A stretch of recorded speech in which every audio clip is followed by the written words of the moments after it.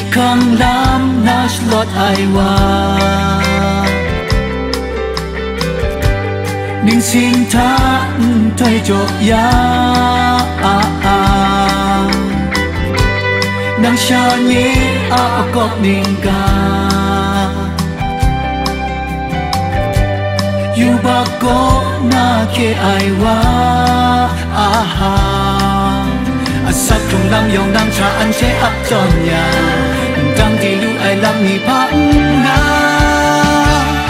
Ngày xưa con nà, ngày cùng đó nà Là sát cho số Việt Nam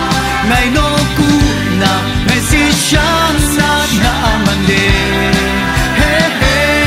Ngày xưa con nà, ngày cùng đó nà Là sát cho số Việt Nam Ngày nô cũ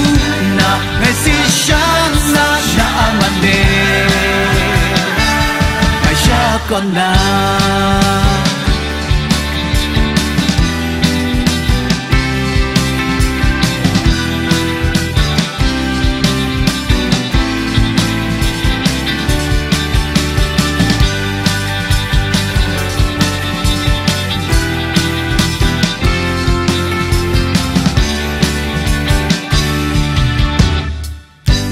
Kikang lam na slot aiwa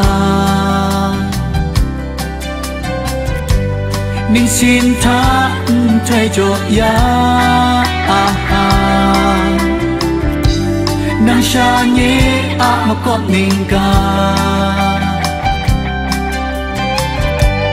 Yu ba ko na ke aiwa